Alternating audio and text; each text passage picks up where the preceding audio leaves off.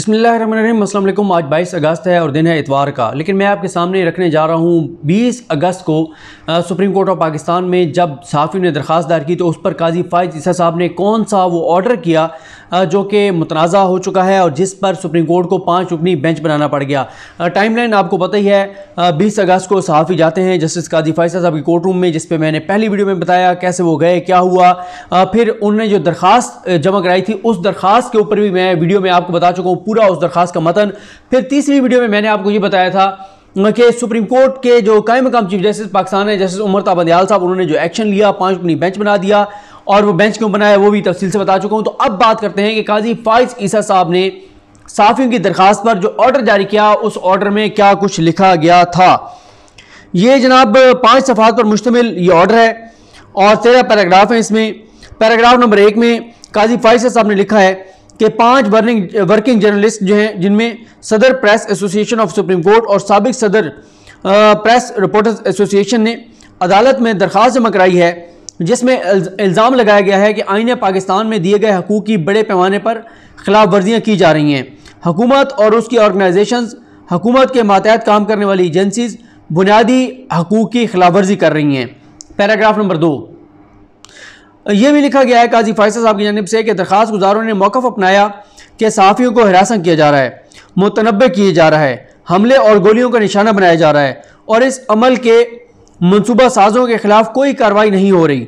उन्होंने मज़ीद इल्ज़ाम लगाया कि जिनको आइन के आर्टिकल 19 की रोशनी में सहाफ़ियों का तहफ़्फ़ुज़ करना चाहिए और प्रेस की आज़ादी की हिफाजत करनी चाहिए वही इसकी खिलाफ वर्जी कर रहे हैं। पैराग्राफ नंबर 3 काजी फ़ाइज़ साहब ने लिखा है कि दरख्वास्त गुजारों की जानिब से FIA की जानिब से जारी एक प्रेस रिलीज़ का रेफरेंस दिया गया है जिसमें बताया गया है कि कुछ सहाफ़ियों के खिलाफ फौजदारी मुकदमात दर्ज किए गए हैं क्योंकि उन्होंने अदलिया के खिलाफ रिपोर्ट दी थी। ताहम इस प्रेस रिलीज़ में यह ज़ाहिर नहीं किया गया कि अदलिया के खिलाफ क्या कहा गया था। यानी FIA ने एक प्रेस रिलीज़ जारी की कि हमने कुछ सहाफ़ियों के खिलाफ कार्रवाई की है और वजह यह है कि उन सहाफ़ियों ने अदलिया के खिलाफ बात की है, लेकिन उस प्रेस रिलीज़ में यह नहीं बताया गया कि अदलिया के खिलाफ क्या बात की है। पैराग्राफ नंबर 4 काजी फ़ाइज़ साहब लिखते हैं कि आला अदालतों का मैंडेट है कि वो आइन में दिए गए बुनियादी इंसानी हकूक़ की हर सूरत फराहमी यकीनी बनाएं। FIA की जानिब से जारी प्रेस रिलीज़ से यह तासुर पैदा होता है कि अदलिया की इमाम पर सहाफ़ियों के खिलाफ मुकदमात दायर किए गए हैं। ये इकदाम उठाने से यह तासुर उभरता है कि अदलिया फ्री प्रेस के बुनियादी हक़ की दुश्मन है। नहीं कहा सब दुश्मन नहीं है अदलिया, बिल्कुल। बस ये होता है कि हुदैबिया केस में जब वारदात डालनी होती है तो मीडिया को रोक दिया जाता है कि इस पे आप कोई तबसरा या तजिया नहीं कर सकते क्योंकि पता होता है कि केस ये बंद करने जा रहे हैं, शरीफ ख़ानदान की मनी लॉन्ड्रिंग का सबसे आम केस। उसके बाद जनाब काजी साहब कहते हैं कि अदालत ने कहते हैं कि FIA ने अपने कानूनी मैंडेट से तजावुज़ किया है और हकूक़ की मुहाफ़िज़ अदलिया पर अवाम के एतमाद को कम करने की कोशिश की है। काजी साहब को कौन बताए कि अदलिया पर एतमाद लोगों को उस वक्त कम होता है जब एक जज के बीवी बच्चों के साथ जतादें बाहर आ जाती हैं, ना वो मनी ट्रेल देते हैं और फिर FBR के कमिश्नर की रिपोर्ट आ जाती है, लेकिन फिर 6 जजेस बैठकर कहते हैं कि ख़बरदार, ना आप जज साहब से पूछ सकते हैं ना उनकी बीवी और बच्चों से पूछ सकते हैं। फिर काजी साहब कहते हैं जनाब कि जो अदलिया पर एतमाद कम करने की कोशिश है, मुमकिन है कि ऐसे हरबों से अदलिया के वकार और अवाम का अदलिया पर एतमाद कम हो और ऐसे लगे कि अदलिया FIA के साथ खड़ी है। DG FIA वो अथॉरिटी हैं जिनकी मंजूरी के बगैर ये प्रेस रिलीज़ जारी नहीं हो सकती और ना ही DG FIA ने अब तक इस प्रेस रिलीज़ की तरदीद की है। DG FIA को नोटिस जारी किए जाते हैं कि वो बताएं कि किसने ये प्रेस रिलीज़ जारी करने का इख्तियार दिया। DG FIA अपनी ज़ाती वजाहत पेश करें कि उन्होंने क्यों अदलिया का नाम लिखकर प्रेस रिलीज़ जारी करने की इजाज़त दी और अगर DG FIA ने यह प्रेस रिलीज़ जारी नहीं की तो क्यों उन्होंने इसको वापस नहीं लिया। DG FIA को मजीद हिदायत की जाती है कि वज़ाती हैसियत में अदालत में पेश हों और प्रेस रिलीज़ के मुताबिक जिन सहाफ़ियों के खिलाफ मुकदमात दर्ज किए गए हैं उनके मुकदमात का मुकम्मल असल रिकॉर्ड हमरा लेकर अदालत आएँ। DG FIA को हिदायत की जाती है कि सहाफ़ियों के खिलाफ अब तक दर्ज किए गए मुकदमात की मुकम्मल फहरिस्त भी पेश की जाए। इस फहरिस्त के हमरा वो असल मवाद और ट्रांसक्रिप्ट भी पेश किए जाएँ जिसको FIA जुर्म समझती है। पैराग्राफ नंबर 5 इसमें काजी फ़ाइज़ ईसा साहब लिखते हैं कि दरख्वास्त में मज़ीद कहा गया है कि सहाफ़ियों को आज़ादी से काम नहीं करने दिया जा रहा और उनके करियर को नुकसान पहुँचाया जा रहा है जो कि आइन के आर्टिकल 18 की खिलाफ वर्जी है। आइन का ये आर्टिकल 18 ये ज़मानत देता है कि हर शहरी कोई भी पेशा अख्तियार कर सकता है। इसलिए अगर एक मीडिया हाउस टीवी चैनल पर दबाव डाला जाता है कि किसी सहाफ़ी को आज़ादाना रिपोर्टिंग की वजह से मुलाजमत से निकाला जाए तो ये आइन के आर्टिकल 18 की खिलाफवर्जी है। इसलिए पैमरा को उसके चेयरमैन के तवज्जुह से नोटिस जारी किए जाते हैं। चेयरमैन पैमरा को हदायत की जाती है कि वो अपने तहरीरी जवाब जमा कराएं जिसमें अब तक मीडिया के खिलाफ जो भी एक्शन लिए गए हैं उनकी तफसीलात फराहम की जाएँ। पैमरा आगाह करे कि प्रेस की आज़ादी को यकीनी बनाने के लिए उसने क्या किरदार अदा किया है, और पैमरा यह भी बताए कि फ़तेह अली खान और मोहम्मद असलम सलीमी केस में दिए गए फैसलों की रोशनी में क्या तमाम सियासी जमातें बशमूल हुकूमत और अपोजिशन को नशियात में बराबर वक्त मिल रहा है। उसके बाद जनाब पैराग्राफ नंबर 6 लिखा गया है कि सहाफ़ियों पर होने वाले मुसलसल हमले, वफाकी दारुल हुकूमत इस्लामाबाद समेत मुल्क भर से सहाफ़ियों के अगवा बुनियादी हकूक़ की एक और खिलाफवर्जी है जो इस दरख्वास्त में उठाई गई है। आइन का आर्टिकल 9 शहरियों की आज़ादी, जबकि आर्टिकल 10 गैर कानूनी हिरासत और कैद से तहफ़्फ़ुज़ फराहम करता है।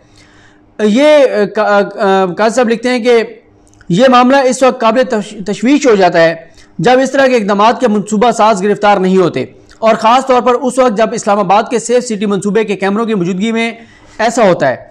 ऐसी सूरत में भी कुछ ना होना नाअहली को जाहिर करता है। यह अमल फ़राइज़ में गफलत और जुर्म के ज़ुमरे में आता है। इसलिए IG इस्लामाबाद पुलिस और सेक्रेटरी वजारत दाखिला को नोटिस जारी किए जाते हैं।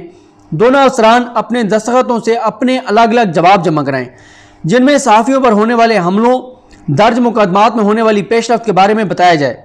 रिपोर्ट्स में हमला आवरों की शनाख्त के बारे में भी आगाह किया जाए, और यह भी बताया जाए कि क्या सेफ सिटी मनसूबे के कैमरों से सहाफ़ियों पर हमला आवरों के मनसूबा साजों को ट्रेस किया गया है। अदालत को सेफ सिटी मनसूबे पर खर्च किए गए कुल रकम के बारे में भी आगाह किया जाए। पैराग्राफ नंबर 7 इसमें लिखा गया है कि दरख्वास्त में इल्ज़ाम लगाया गया है कि जो मीडिया हाउसेज या टीवी चैनल्स एक ख़ास जमात के बयानी से इत्तफाक करते हैं तो उनको कौमी ख़जाने का गलत इस्तेमाल करते हुए इश्तिहारात और दीगर माली फ़वाइद उन चैनल्स को दिए जाते हैं। यानी जो हुकूमत के हक़ में होते हैं उनको इश्तिहारात दिए जाते हैं, माली फ़वाइद दिए जाते हैं, जबकि मुखालफत करने वाले मीडिया हाउसेस को इससे महरूम रखा जाता है। इसलिए वजारत इत्तलात को उसके सेक्रेटरी के ज़रिए नोटिस जारी किए जाते हैं और हदायत की जाती है कि गुज़िश्ता 1 साल से अब तक दिए गए इश्तिहारात और इस माद में दी गई रकूम की तफसीलात अदालत को फराहम की जाएँ, और वो क्राइटेरिया भी बताया जाए जिसकी बुनियाद पर इश्तिहारात दिए जाते हैं। इसके बाद काजी फैसल साहब ने यह भी लिखा है कि गैर मुल्की दौरे समेत अगर किसी को कोई और फ़ायदा दिया गया है तो आगाह किया जाए। यानी किसी सहाफ़ी को फ़ायदा दिया गया है तो आगाह किया जाए। और सुप्रीम कोर्ट ने उन्होंने यह भी कहा है कि वफाकी सेक्रेटरी इत्तलात को हदायत की जाती है कि वजारत का सालाना बजट भी बताया जाए और यह भी बताया जाए कि वजारत किस तरह काम करती है। पैराग्राफ नंबर 8 फैसले में लिखा गया है, ऑर्डर में लिखा गया है कि बानी पाकिस्तान ने बतौर रुकन कानून साज कौंसल उस वक्त मीडिया की आज़ादी की बात की थी जब बर सगीर बरतानिया के कब्जे में था। कायद-ए-आज़म ने कहा था कि मुतहरिक प्रेस जो गलत कामों और अवामी मसाइल को उजागर करे, अवाम की खिदमत करता है और मुल्की मफाद का तहफ़्फ़ुज़ करता है। सवाल यह है कि जो तवक्कुआत कायद-ए-आज़म ने लगाई थी क्या वो पूरी हुई हैं या नहीं, क्योंकि दरख्वास्त में जिन रिपोर्ट का जिक्र किया गया उनसे ज़ाहिर होता है कि पाकिस्तान में प्रेस फ्रीडम गैर मामूली तौर पर ख़तरनाक हद तक पहुँच चुकी है। पैराग्राफ नंबर 9 इसमें काजी फैसल साहब लिखते हैं कि सहाफ़ी की दरख्वास्त में इस्लाम का हवाला भी दिया गया है। आइन का आर्टिकल 227 इस्लामी असूलों पर अमल दरामद का पाबंद बनाता है। कुरान पाक में सच की तरवीज को एक जिम्मेदारी करार दिया गया है। नबी करीम सल्लल्लाहु अलैहि वसल्लम ने नाइंसाफ़ियों और जालिमों के खिलाफ बात करना जिहाद अकबर कहा, और जालिमों और इसलिए सेक्रेटरी वजारत मजहबी अमूर और बैनुल मज़ाहब हमांगी को भी नोटिस जारी किए जाते हैं। सेक्रेटरी मजहबी अमूर को हदायत की जाती है कि वो जवाब जमा कराएँ कि वजारत ने मुआशरे में सच बोलने और उसको नशर करने की हौसला अफजाई के लिए क्या इक़दाम किए हैं। पैराग्राफ नंबर 10 काजी फैसल साहब लिखते हैं कि यह मामला वजारत इंसानी हकूक़ से मुतल्लिक भी है।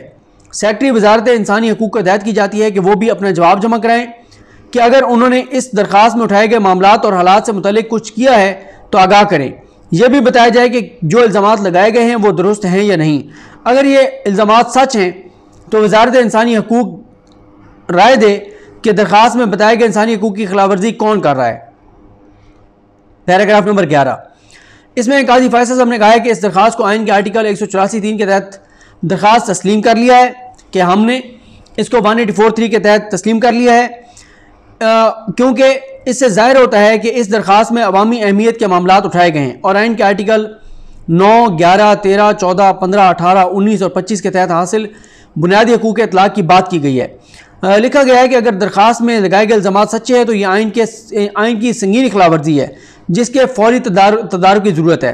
पैराग्राफ नंबर 12 कहा गया है कि प्रेस की नुमाइंदा बॉडीज़ पाकिस्तान ब्रॉडकास्टर एसोसिएशन यानी PBA, CPNE, APNS, PFUJ को नोटिस जारी किए जाते हैं कि वो आकर बताएं कि क्या दरख्वास्त में लगाए गए इल्ज़ामात दुरुस्त हैं या नहीं। अदालत ने सरकारी TV पाकिस्तान यानी PTV और पाकिस्तान ब्रॉडकास्टिंग कॉरपोरेशन को भी नोटिस जारी किए हैं और कहा है कि इनके मैनेजिंग डायरेक्टर्स या सरबराहान अदालत में पेश होकर तहरीरी तौर पर बताएं कि क्या प्रेस फ्रीडम के हवाले से अदालती फैसलों पर अमल दरामद किया जा रहा है या नहीं। सुप्रीम कोर्ट ने इसी में लिखा है कि अटॉर्नी जनरल पाकिस्तान और तमाम सूबाई एडवोकेट जनरल समेत वफाकी एडवोकेट जनरल को भी नोटिस जारी किए जाते हैं। आखिरी पैराग्राफ में लिखा गया है कि ऑफिस को हदायत की जाती है कि इस दरख्वास्त को नंबर लगाए जिसमें press association of supreme court को दरख्वास्त नंबर 1 बनाए, दरख्वास्त गुजार नंबर 1 बनाए और दीगर दरख्वास्त गुजारों को बिल तरतीब नंबर 2 या 5 नंबर दिया जाए।